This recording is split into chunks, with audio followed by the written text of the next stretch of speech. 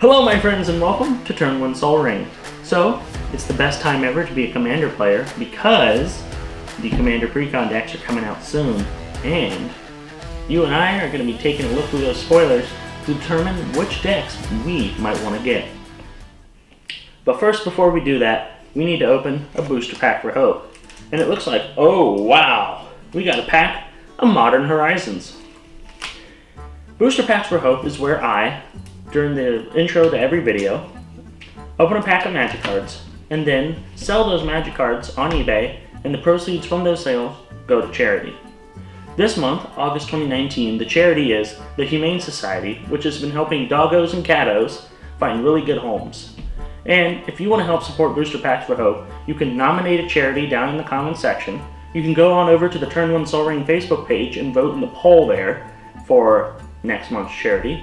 And you can also try sending a pack in to Turn 1 Sol Ring, which you can do so at Turn 1 Sol Ring, P.O. Box 291616, Columbia, South Carolina 29229. Now, let's crack into this, shall we? We got a booster pack of Modern Horizons here. Let's crack into it. Maybe we'll get an Urza. Ooh, a foil Urza. That could be really cool. Alright, here we go. I believe the rare is on the bottom, so we're going to reveal from the top. Alright, first card is Chiller Pillar, which is a nice little snow creature. Then we have Answered Prayers, which I love the art for. I love Seb McKinnon art. That needs to go in my token deck. Goblin War Party. I like Entwine. This is a good card for that. First Sphere Gargantua. Nice. I'm surprised that Phyrexian isn't a creature type at this point. Not bad. Card draw and unearth. Nimble Mongoose. I just love the name of this one. How many mongooses are there in Magic? This one's a good card. Alright. Headless Spectre. Not bad.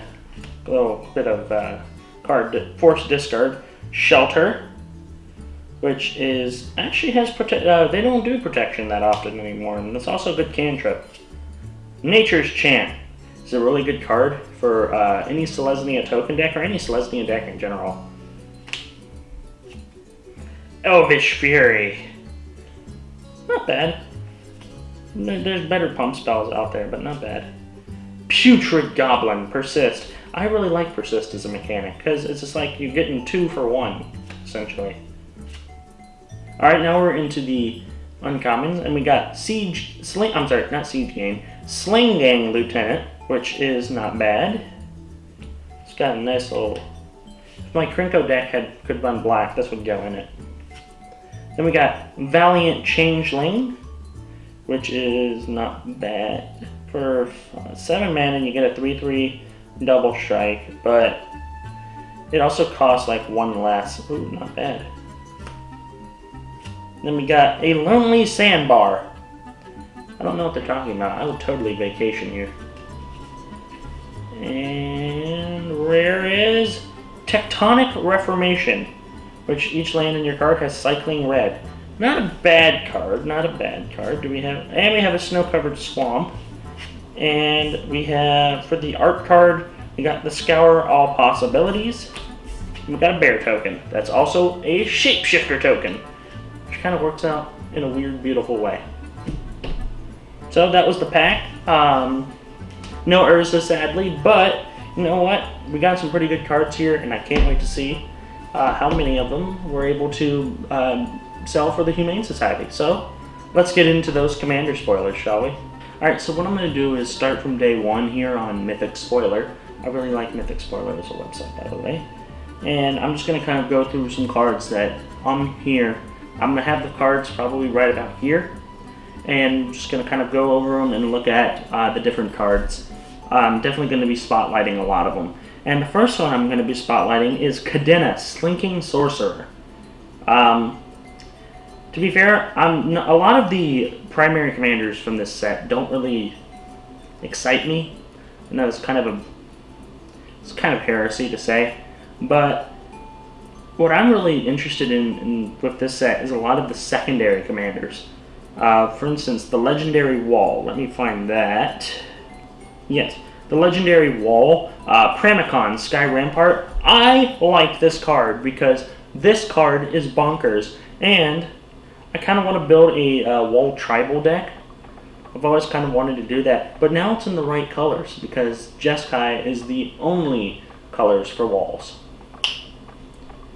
Also, it's a 1/5, and 1/5 is pretty good for 3 mana, even though it's like 3 of 3 different colors. Like, I can totally see Geared here going with the token from, what is it, Phyrexian Processor? Yeah, he just makes more. Also, he's not even the best card from his deck, in my opinion. I'm sorry, but the best commander for this deck is Atla Palani, Nest Tender, Egg Tribal, and then those eggs hatch Eldritch Abominations. Commander's a weird format.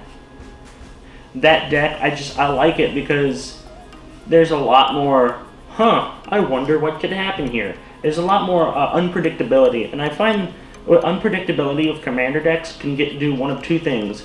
Either win you the game, or everyone's like, crap, what are they going to do? Get them out first. So it could win or lose you the game, but I think she's fun enough to where you're probably not going to be hurting if you decide to run her as your commander. Cadena's Silencer. How would you like to have a field wipe? I'm sorry, not a field wipe. I'm silly. How would you like to have a counter that's just like, oh, you're activating a Planeswalker? Nah! It's silly. I like this. There's some good cards in here. Oh, Geared's Belligerence. Now, this is going to be definitely a game winner.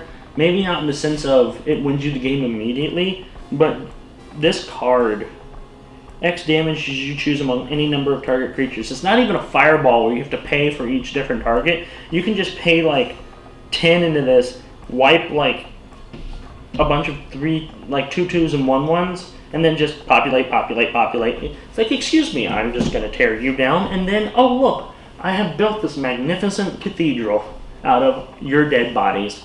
That being said, Leadership Vacuum, calling it now the next blue commander staple. Rami, First of the Fallen. Odric says hi to his Sultai cousin. See, do like the reprints of the Planeswalkers. Also, I think this is the first time that they printed Planeswalkers in a commander deck where the Planeswalkers weren't commanders in the commander deck. So, like, the mono-colored walkers and the ones from, I believe, last year were commanders. They printed Planeswalkers for these decks that aren't commanders, which that's amazing to me. Okay, Ulsha of the Infinite. So, Prowess decks have a new commander. This one is feckin' broken. Doomed Artisan I like. That might actually go into my Tristani deck. Also, Full Flowering. Love this card. My Tristani deck thanks you so much. Dear Lord. Also, Mandate of Peace. Also, Selesnya Eulogist. Very good card. It looks like Selesnya decks finally have an answer to graveyard decks, which is nice.